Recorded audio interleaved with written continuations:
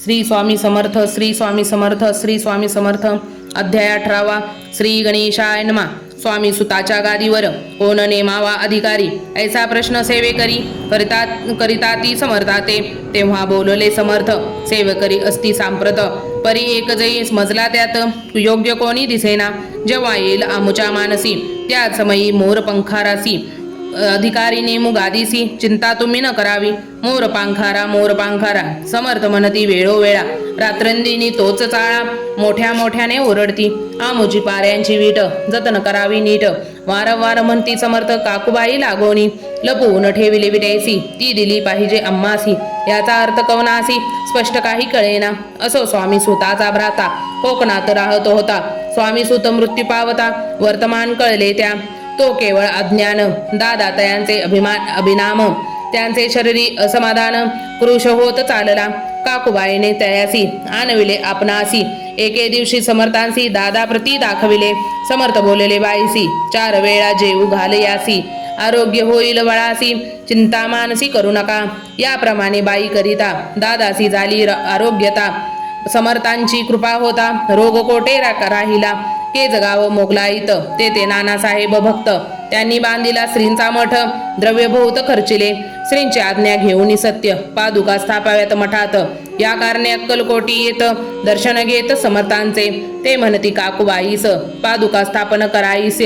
तुम्ही पाठवा दादासी, सगमागमे आमुच्या. बाई म्हणते तो अज्ञान, तशात शरीर असमाधान. त्याची काळजी घेई कोण, सत्य सांगा मज लागी.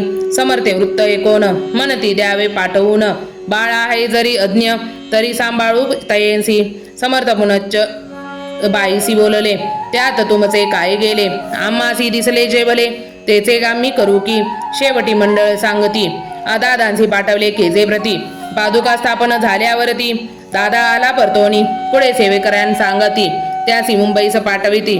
ब्रह्मचार्यांसी आज्ञा करीती, यासी स्थापा गादीवरी. दादासी करुणीत गोसावी, मुंबईची गादी चालवावी. स्वामी सुताच यास द्यावी, कफनी जवळी निशान.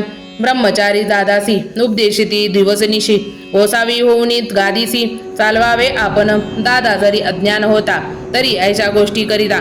नकार म्हणेची सर्वता, न रुचे चित्त त्याची या परी ब्रह्मचार्यांनी पाहिला खटपट करोनी. शेवटी दादांसी मुंबईहूनी अक्कलकोट पाठविले.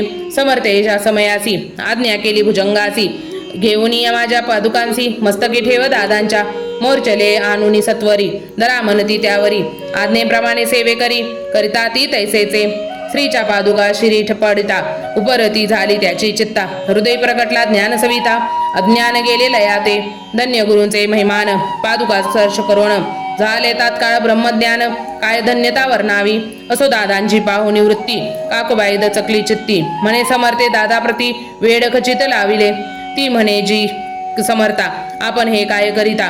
दादाची या शिरी ठेविता, पादुका काय म्हणोनी. समर्थ बोलले ती येसी, जे बरे वाटले आम्हासी. त्याची करू या असमयासी, व्यर्थ बडबड करू नको. काकूबाई बोले वचन, एकासी गोसावी बनवून. टाकीला आपण मारून, इतुकेची पुरे झाले. एकोणीशा वचनाला समर्थांसी क्रोध आला. गाला म्हणती बाईला, खोड्या माझी सत्वर. काकूबाईंनी आकांत करोनी मांडीला अनर्थ. नाना अपशब्द बोलत बाळ मिटती स्वहस्ते. परिसमर्थे त्या समयी लक्ष तिकडे दिले नाही. दादासी बनवले गोसावी, कपनी जोळी अर्पिली. दुसरे दिवशी दादासी समर्थ पाठविती भिक्षेसी. ते पाहुनी काकूबाईंसी दुःख झाले अपार. समर्थांसी हसू आले, अधिकची कौतुक मांडिले. दादासी जवळ बोलविले, काय सांगितले तयासी. अनुसया तुझी माता, तीच पाशी भिक्षा मागवा आता. अवश्य म्हणून तत्वता, जननी जवळी पातला. ऐसे बाईने पाहून क्रोधाविष्ट अंतकरणी, म्हणे तुझी हे करणी लोकापवाद कारण. एकोणी मातेची उत्के, दादा तिज प्रती बोलती. एही यक सुखे तुच्छ गमती, माते आज पासोनी. पुत्राचे एकोणी वचन, उदास झाले तिचे मन. असो दादा गोसावी होऊन, स्वामी भजनी रंगले. काही दिवस झाल्यावरी मग आले मुंबापुरी. स्वामी सुताच्या गादीवरी बसवणी संस्था चालविली. इति श्री स्वामी चरित्र सारामृत. नाना प्राकृत कथा समंत, सदा प्रेमळ परिसोत. अष्टोदशाध्याय गोढा. श्री रस्तु शुभम भवतु. श्री स्वामी समर्थ, श्री स्वामी समर्थ, श्री स्वामी समर्थ. आपणास जर हा अध्याय आवडला असेल तर आपल्या चॅनलला लाईक शेअर सबस्क्राईब करायला विसरू नका. भेटू लवकरच नवीन अध्यायामध्ये. तोवर स्वतःची काळजी घ्या, आपल्या घरातल्यांची काळजी घ्या. श्री स्वामी समर्थ, श्री स्वामी समर्थ, श्री स्वामी समर्थ. सबस्क्राईब करायला विसरू नका. धन्यवाद, धन्यवाद, धन्यवाद.